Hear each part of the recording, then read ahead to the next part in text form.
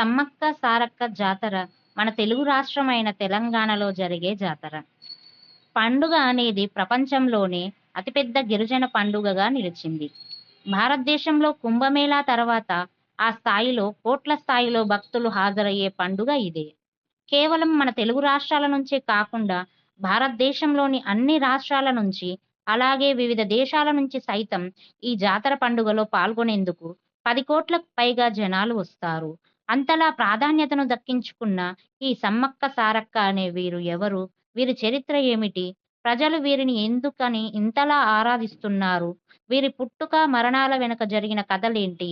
అసలు ఈ జాతరని ఎప్పుడు, ఎలా, ఏ విధంగా ప్రారంభించారు? ఇలాంటి అన్ని విషయాలను ఈ వీడియోలో మీకు తెలియజేస్తాను.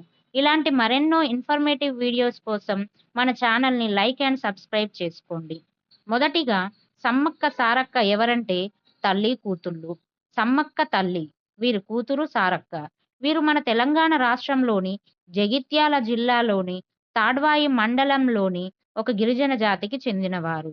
ఈ సమ్మక్క సారక్క అనే వీరు ఇప్పటివారు కాదు. సుమారు 700 సంవత్సరాల కాలంలో జీవించిన వారు.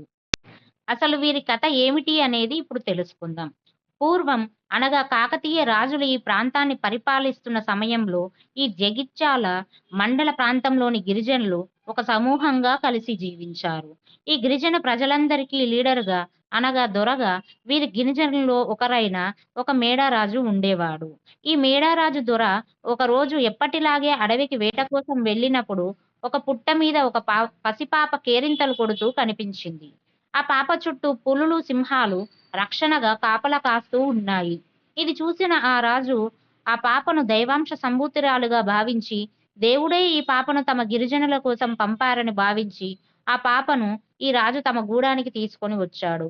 ఆ పాపకు సమ్మక్క అనే పేరు పెట్టి మేడారాజు దొర ఆమె సొంత తల్లిదండ్రులుగా మారి ఆమెను పెంచుకున్నారు. ఎప్పుడైతే సమ్మక్కను వీరు ప్రాంతంలోకి తెచ్చుకున్నారో అప్పటి నుంచి వారి ప్రాంతంలో కరువులు, సమస్యలు తగ్గిపోయాయి. అంతేకాదు, సమ్మక్క చెట్టు ఆకు పసరు ఇస్తే ఎలాంటి రోగమైనా ఇట్టే నయమైపోయేది. ఇక ఇలా సమ్మక్కకు యుక్త వయసు వచ్చాక తనకు వరుసకు మేనల్లుడు అయిన మేడారాజు పాలకుడు పగిడింత రాజుకు ఇచ్చి సమ్మక్కకు వారి తల్లిదండ్రులు పెళ్లి చేశారు.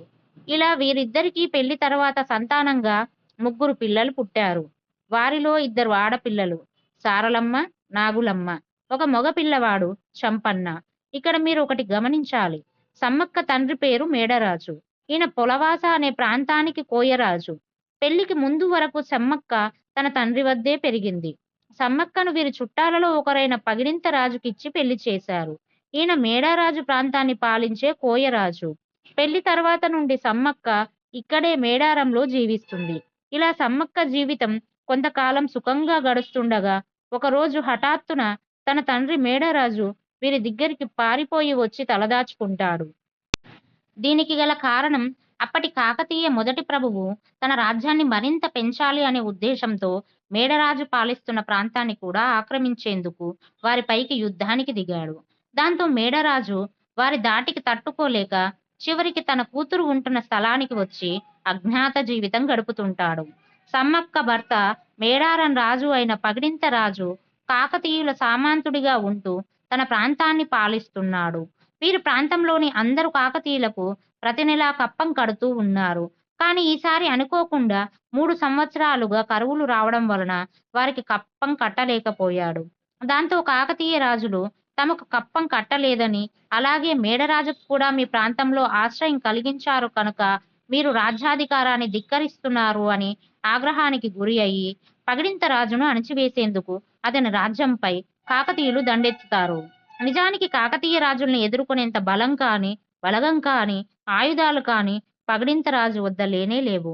కానీ అయినా కూడా వారికి లొంగి వారి చెప్పు కింద బతకడానికి ఇష్టపడక పగిడింత రాజు అలాగే కోయజాతి వారు యుద్ధానికి సిద్ధమవుతారు. పగిడింత రాజు, సమ్మక్క, సారక్క, నాగమ్మ, చెంపన్న వీరంతా కూడా ఆయుధాలతో తమకున్న కాస్త బలగాలను తీసుకొని అందరూ కూడా వేరు వేరు చోట్ల యుద్ధం చేసేందుకు సిద్ధంగా ఉంటారు. తీరా యుద్ధ సమయం రానే వచ్చింది. అవతల వైపు కాకతీయుల సైన్యం వేల సంఖ్యలో ఉండి వారంతా బలమైన ఆయుధాలతో గుర్రాలపై, ఏనుగులపై వస్తూ ఉండగా ఇవతల వైపు మాత్రం ఈ మేడారం కోయ ప్రజలంతా కేవలం వంద సంఖ్యలోనే ఉండి కేవలం బాణాలు, మొండి కత్తులతో యుద్ధానికి దిగారు. ఈ యుద్ధంలో వీరు ప్రాణాలను కోల్పోతామని తెలిసినా కూడా కోయ ప్రజలంతా ఏమాత్రం వెనుకాడకుండా వారితో భయంకరంగా యుద్ధం చేశారు. కానీ వేల సంఖ్యలో కాకతీయుల సైన్యం దాటి వీరిని ఎదుర్కోలేక అందరు కోయ ప్రజలు ప్రాణాలను విడుస్తారు. మరికొంత సమయం గడిచేసరికి ఈ మేడారం రాజైన పగడింత రాజు, అలాగే సారలమ్మ, నాగులమ్మ కూడా చనిపోయారు. వీరందరి మరణ వార్త విన్న చెంపన్న కూడా ఈ అవమానాన్ని తట్టుకోలేక తన ప్రాణాలు కాకతీయుల చేతిలో పోవడం ఇష్టం లేక పక్కనే దగ్గరలో ఉన్న సంపెంగ వాగులోకి దూకి ఆత్మహత్యకు పాల్పడి తన ప్రాణాలను వదులుతాడు. ఇలా అప్పటి నుండి నేటికి ఈ సంపెంగ వాగుకి చెంపన్న వాగుగా పిలవడం ప్రారంభించారు. తన కుటుంబంలోని వారంతా చనిపోయారని తెలుసుకున్న సమ్మక్క ఏమాత్రం బెదరక తన శక్తి మేర ఒక కాళీమాతగా విజృంభించి శత్రువులను చీల్చి చెండాడుతుంది. ఇలా సైన్యంతో యుద్ధం చేస్తూ ఉండగా వెనుక నుంచి ఒక సైనికుడు దొంగచాటుగా వచ్చి సమ్మక్కకు వెన్నుపోటు పొడుస్తాడు. దాంతో సమ్మక్క ఒక్కసారిగా కుప్పకూలిపోతుంది.